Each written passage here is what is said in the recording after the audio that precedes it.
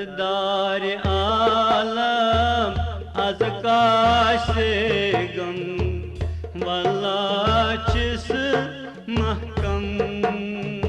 ہندوستان کی روحانی سرزمین پر صوفی بزرگوں کی درگاہیں محض عبادت گاہیں نہیں بلکہ رواداری، بھائی چارے اور مذہبی ہم آہنگی کی علامت رہی ہیں.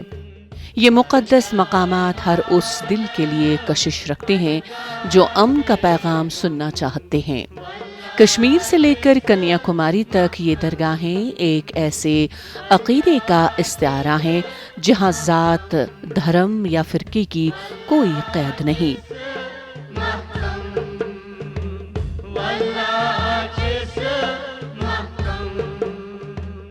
یہی وہ مقامات ہیں جہاں دلوں کے زخم بھرے جاتے ہیں، جہاں لب خاموش ہوتے ہیں لیکن دل بولتے ہیں.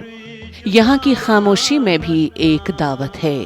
آؤ اور اپنی ذات سے ماورا ہو کر کسی ایسی حقیقت سے جڑو جو سب کو برابر سمجھتی ہے.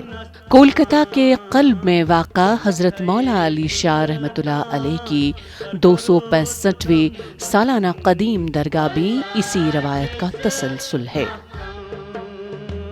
بن کھئے سلطان پر درود دم بدم اللہ.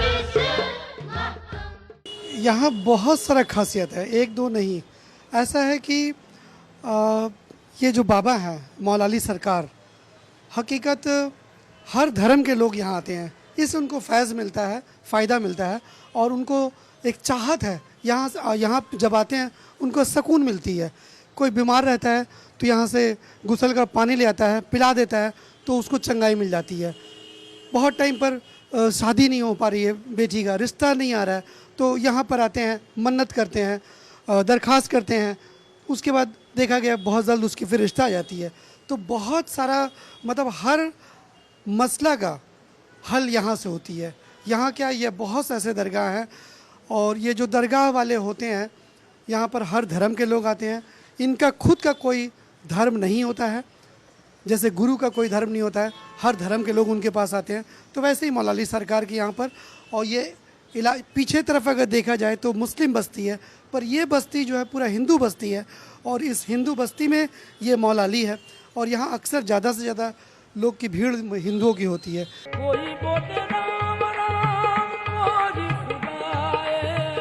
یہ درگاہ نہ صرف مسلمانوں بلکہ ہندو، سکھ، عیسائی اور دیگر مذاہب کے ماننے والوں کے لیے بھی یکساں عقیدت کا مرکز ہے.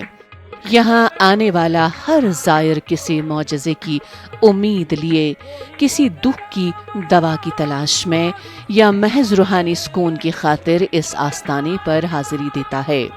وقت کے ساتھ بہت کچھ بدلا، مگر اس درگاہ کی فضا، یہاں کی دعائیں اور زائرین کے دلوں کی سچائی وہی ہے. ایک ایسی روشنی جو نسلوں سے انسانوں کو جوڑتی آ رہی ہے، اور شاید اسی تسلسل نے اسے یگانگت کا مینار بنا دیا ہے.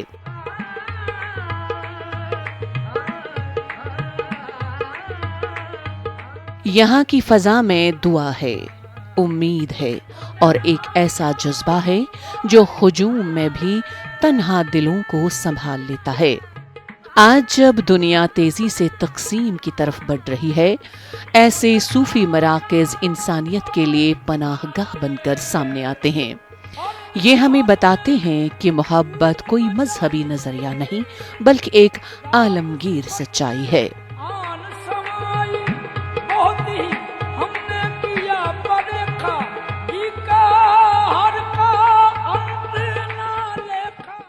میں یہاں پر ہمیشہ آتا رہتا ہوں. ابھی کچھ دن سے میں بھی نہیں آ رہا ہوں، آلموسٹ 1 سال سے اوپر ہو چکا ہے میرا آیا ہوا.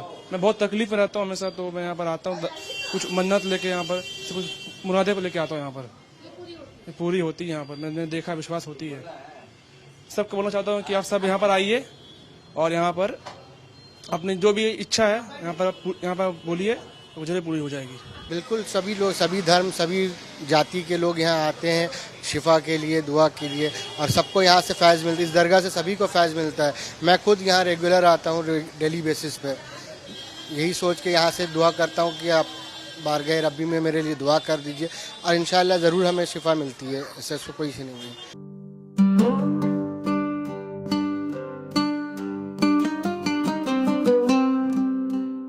درگاہ مولا علی شاہ رحمۃ اللہ علیہ میں عقیدت مندوں کی حاضری ایک مقدس عمل سے زیادہ ایک روحانی تجربہ بن جاتی ہے۔ یہاں نہ کوئی مذہب کی دیوار کھڑی ہوتی ہے، نہ کسی فرقے کی بندش حائل ہوتی ہے۔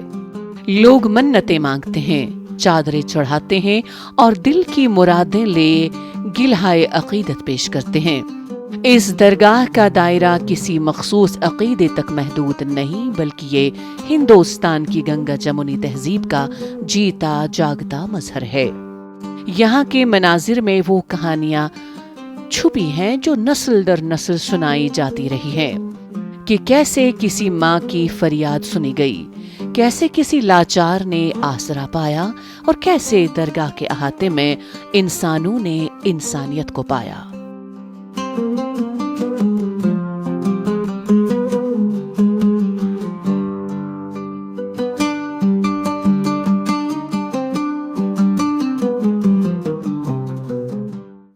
یہاں بہت اچھا ہے، یہاں پر آپس میں بھائی چارگی ہے، آپس میں پیار محبت ہے، ایک دوسرے کے تہوار میں ایک دوسرے کا آنا جانا ہے، بغل میں ہندو لوگ رہتے ہیں۔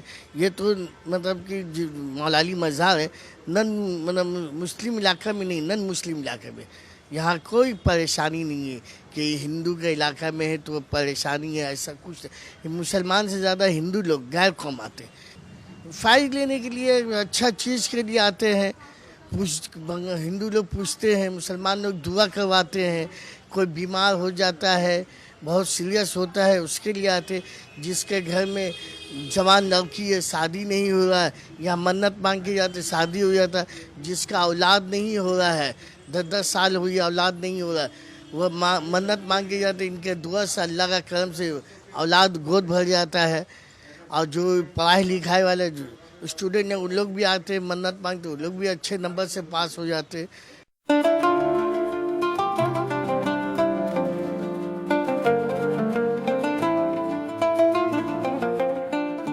ماضی کی طرح آج بھی یہ درگاہ مذہبی ہم آہنگی کا مرکز ہے، جہاں نسل، زبان اور مذہب سے بالا تر ہو کر لوگ ایک ہی صوفیانہ عقیدے میں جڑتے ہیں۔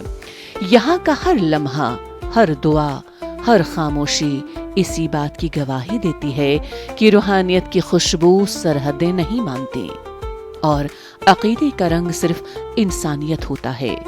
درگاہ کی فضا میں وہ پرانی روشنی آج بھی موجود ہے جو دلوں کو جڑنے کا ہنر سکھاتی ہے۔ یہ جگہ ایک مثال ہے اس بات کی کہ امن، سکون اور احترام اگر کہیں زندہ ہے تو انہی درویشوں کے آستانوں میں، جنہوں نے انسان کو انسان سے جوڑنا سکھایا۔ اور شاید یہی وہ اصل تعلیم ہے جو حضرت مولا علی شاہ رحمۃ اللہ علیہ جیسے بزرگ ہمیں دینا چاہتے تھے، کہ ہم ایک دوسرے کو مذہب، زبان، نسل کے خانوں میں نہ بانٹیں، بلکہ اپنے دل کے دروازے سب کے لیے کھلے رکھیں، کیونکہ آخر میں صرف وہی بچتا ہے جو سب کو جوڑتا ہے۔